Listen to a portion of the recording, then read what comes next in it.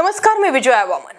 देवेंद्र फडणवीस, एकनाथ शिंदे, अजित पवार हे त्रिकूट फेल होतंय.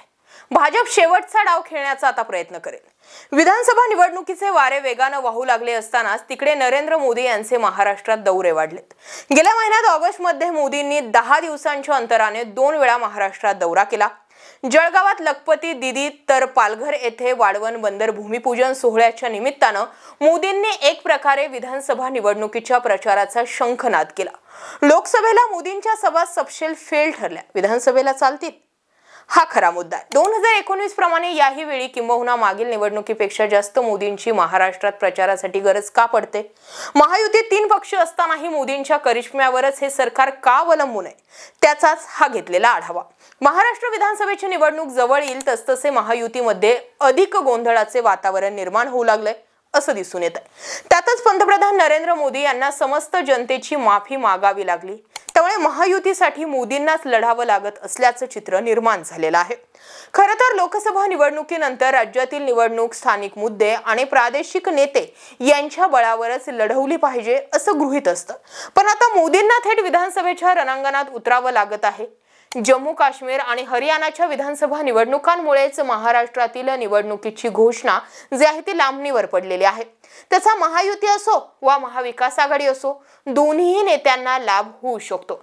त्यांना अधिक लोकांपर्यंत पोहोचता येईल. पण असा लाभ निदान महायुतीच्या नेत्यांना घेता येईल का, याबाबत आजच प्रश्न निर्माण होऊ लागलेला आहे. महाविकास आघाडीला सुगीचे दिवस आहेत. महाविकास आघाडी विरोधी पक्षात असल्यामुळे सरकार विरोधात आक्रमक होऊन प्रचार करणं सुद्धा त्यांना अपेक्षित आहे. विरोधकांच्या हाती कोलीत न देणं हाच सत्ताधाऱ्यांचा पहिला बचाव असतो. सत्ताधाऱ्यांच्या चुकांवरती विरोधकांना डाव पलटवता येतो. वास्तविक भाजपनं निवडणुकीत केलेल्या चुकीचा इंडिया आघाडीला कसा फायदा झाला हे दिसलंय. संविधान बदलायचे असेल तर 400 जागा जिंकून द्या या भाजपमधील काही उतावळ्या नेत्यांच्या आवाहनामुळे काँग्रेस भाजप विरोधात कुलीत मिळालं. या नेत्यांमुळे आणि मोदींची गॅरंटी या प्रचार वाक्यामुळे भाजपची 400 जागांपर्यंत होऊ शकणारी घोडदौड 250च्याही पल्ला जो आहे तो 250चाही गाठू शकली नाही. लोकसभा निवडणुकीमध्ये अपेक्षित यश न मिळाल्याचे उदाहरण ताजे असतानाच राज्यात महायुतीकडून भाजपनं केलेल्या चुका टाळण्याची गरज होती. मात्र महायुतीतील नेते नेमके हेच करताना दिसत आहेत. भाजप आणि शिंदे गटातील नेते अजित पवार गटाविरोधात आक्रमक झालेत. शिवपुतळा कोसळण्याच्या घटनेनंतर सर्वात आधी अजित पवारांनी माफी मागून एक प्रकारे मुख्यमंत्री एकनाथ शिंदेंविरोधात आघाडी उघडली. छत्रपती शिवाजी महाराजांचा पुतळा कोसळला या घटनेचे गांभीर्य शिंदेंसह महायुतीतील नेत्यांच्या लक्षात आले नाही असंच दिसून आलं. महाराष्ट्रातील जनतेसाठी दैवत असलेल्या शिवरायांचा पुतळा कोसळतो, पण मुख्यमंत्री एकनाथ शिंदे आणि उपमुख्यमंत्री देवेंद्र फडणवीस नौदलाला आणि वाऱ्याला दोष देताना पाहायला मिळाले. भाजपच्या केंद्रीय नेत्यांनी त्याची कान उघडणी केल्यानंतर या नेत्यांना जनतेची माफी मागण्याचे भान आले असे दिसतंय. तसंच काहीसं आत्ताच्या घडीला दिसून येते. महायुतीतील नेत्यांना हे प्रकरण हाताळता आले नसल्याचं सुद्धा लक्षात आलेलं आहे आणि त्याचा मोठा फटका निवडणुकीत बसण्याची शक्यता दिसू लागल्यानं मोदींना राज्यात येऊन जनतेची माफी मागावी लागली.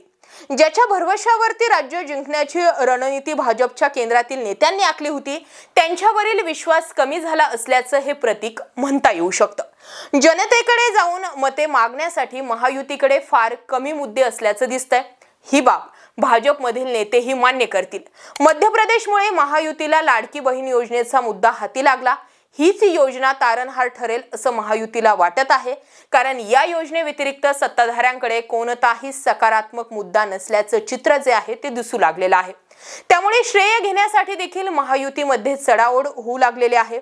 अजित पवार आणि त्यांचे नेते गुलाबी पेहराव करून लोकांमध्ये वावरू लागलेत. आपल्यामुळेच ही योजना राज्यात लागू होत असल्याचं मुख्यमंत्री शिंदेंचं म्हणणं आहे. भाजपकडे यापेक्षा वेगळा मुद्दा नसल्यानं लाडकी बहीण योजनेचा झेंडा घेऊनच पुढे जावं लागतंय. ही योजना वगळता कोणत्या मुद्द्यांवरती महायुती यंदाची विधानसभा निवडणूक लढवू शकते या प्रश्नाचं उत्तर महायुतीतील नेत्यांना देता येईलच असं नाहीये. त्यामुळे मतदारसंघनिहाय परिस्थिती हाताळण्याशिवाय पर्याय उरलेला नाही असं चित्रच निर्माण झालेलं आहे. शिवाय महायुतीतील अंतर्गत वाद कमी होण्याऐवजी वाढत गेल्याचं सुद्धा एकंदरीत पाहायला मिळते. हा वाद चिघळत जाण्यासारखी परिस्थिती दिसून येते. शिंदे, फडणवीस आणि अजित पवार हे महायुतीतील त्रिकूट जे आहे ते सर्वोच्च नेते जे आहेत ते एकमेकांविषयी जबरदस्त स्पर्धा खेळू लागलेत असं दिसतंय।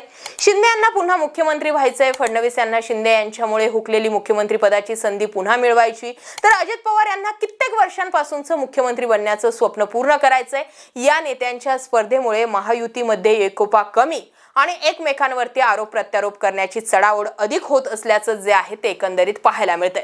त्यामुळे तुम्हाला काय वाटतंय, राज्यातील विधानसभा निवडणुकीची सूत्र मोदींनाच हाती घ्यावी लागणार आहेत का?